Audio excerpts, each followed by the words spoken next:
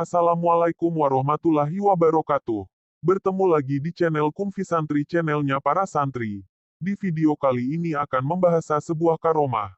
Karomah Kiai Kholil Bangkalan. Sebelum menyimak videonya, mari kita bareng-bareng subscribe, like, dan pencet tanda loncengnya biar selalu menyimak video-video selanjutnya.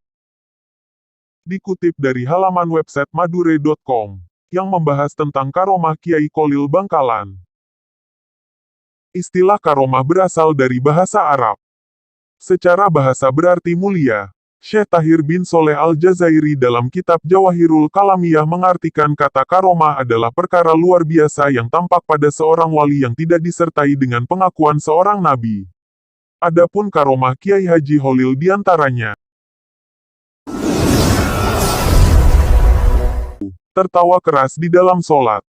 Pada suatu hari, di dalam sholat jemaah yang dipimpin oleh Kiai di sebuah pesantren tempat Kiai Kholil mencari ilmu, Kiai Kholil muda tertawa cukup keras sehingga teman-temannya takut kalau Kiai akan marah karena sikapnya itu.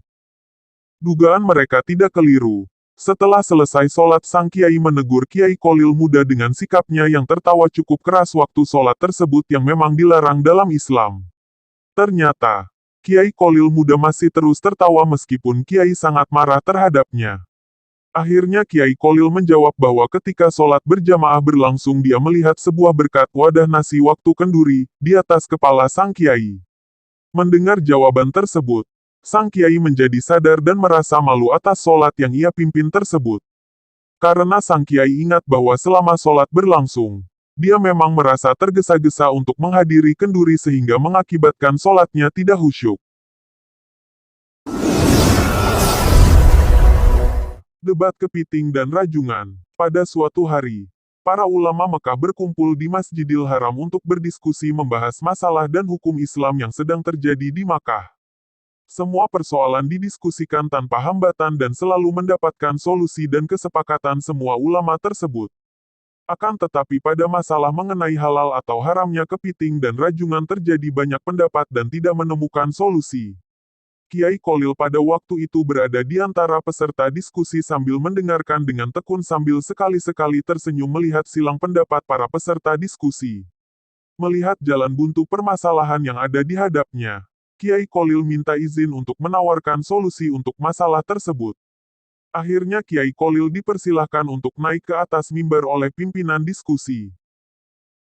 Setelah tiba di atas mimbar, Kiai Kholil berkata, "Saudara sekalian, ketidaksepakatan kita dalam menentukan hukum kepiting dan rajungan ini menurut saya disebabkan karena saudara sekalian belum melihat secara pasti wujud kepiting dan rajungan," ujar Kiai Kholil.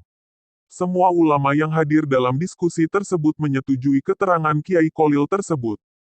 "Saudara sekalian, adapun wujud kepiting seperti ini," ucap Kiai Kholil sambil memegang kepiting yang masih basah. "Sedangkan yang rajungan seperti ini," lanjut Kiai Kholil sambil memegang rajungan yang masih basah, seakan baru mengambil dari laut. Semua hadirin merasa terpana dan suasana menjadi gaduh karena keanehan tersebut. Mereka hanya bisa merasa heran dan bingung dari mana sang Kiai Kholil mendapatkan kepiting dan rajungan dengan sekejap saja. Maka setelah kejadian tersebut, masalah halal atau haramnya kepiting dan rajungan telah menemukan solusinya.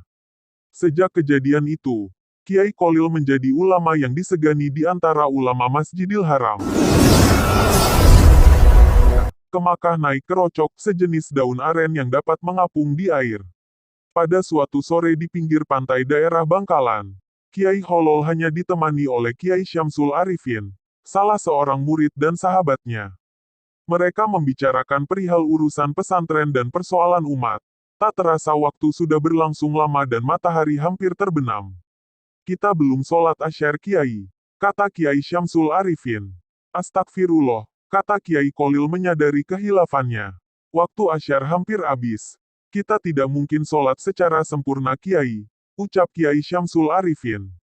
"Kalau begitu, ambil kerocok untuk kita pakai ke Makkah," kata Kiai Kholil. Setelah mendapatkan kerocok, mereka menumpanginya di atas kerocok tersebut. Beberapa saat ketika Kiai Kholil menatap ke Makkah, tiba-tiba kerocok yang ditumpanginya melesat dengan cepat ke arah Makkah. Sesampainya ke Makkah, Azan sholat Asyar baru saja dikumandangkan dan mereka mendapatkan saf pertama sholat Asyar berjamaah di Masjidil Haram. Mengubah arah kiblat masjid. Pada suatu hari, Kiai Kholil sedang melihat masjid yang sedang dibangun oleh menantu beliau yaitu Kiai Muntaha. Ketika melihat arah kiblat pada masjid tersebut, Kiai Kholil menegur sang menantu yang alim itu untuk membetulkan arah kiblat masjid yang sedang dibangunnya itu. Sebagai orang yang alim, Kiai Muntaha mempunyai alasan dalam menentukan arah kiblat tersebut. Beberapa argumen ditunjukkan kepada Kiai Kholil dalam penentuan arah kiblat tersebut. Melihat menantunya tidak ada tanda-tanda untuk mendengar nasihatnya, Kiai Kholil tersenyum sambil berjalan ke arah tempat pengimaman diikuti sang menantu. Kiai Kholil mengambil sebuah kayu untuk melubangi dinding tembok arah kiblat dan menyuruh Kiai Muntaha untuk melihat lubang pada dinding masjid di tempat pengimaman. Betapa kagetnya Kiai Muntaha setelah melihat lubang itu. Sang menantu melihat dalam lubang kecil itu terlihat Ka'bah yang berada di Makkah dengan sangat jelas. Dengan penglihatan itu, Kiai Muntaha heran dan sadar bahwa arah kiblat yang menjadi kiblat bangunan masjidnya salah. Arah kiblat bangunan masjid terlalu miring dan terbukti benar apa yang dikoreksi Kiai Kholil.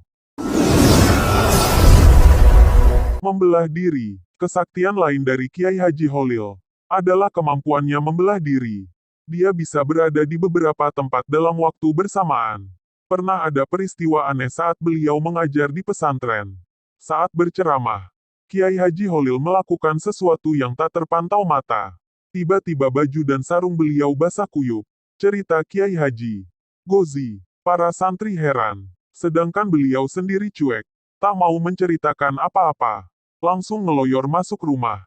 Ganti baju. Teka-teki itu baru terjawab setengah bulan kemudian. Ada seorang nelayan sowan ke Kiai Haji Kholil. Dia mengucapkan terima kasih. Karena saat perahunya pecah di tengah laut, langsung ditolong Kiai Haji Kholil. Kedatangan nelayan itu membuka tabir. Ternyata saat memberi pengajian, Kiai Haji Kholil dapat pesan agar segera ke pantai untuk menyelamatkan nelayan yang perahunya pecah. Dengan karomah yang dimiliki, dalam sekejap beliau bisa sampai laut dan membantu si nelayan itu. Papar Kiai Haji Gozi yang kini tinggal di Wedo Martani Ngemplak Sleman ini.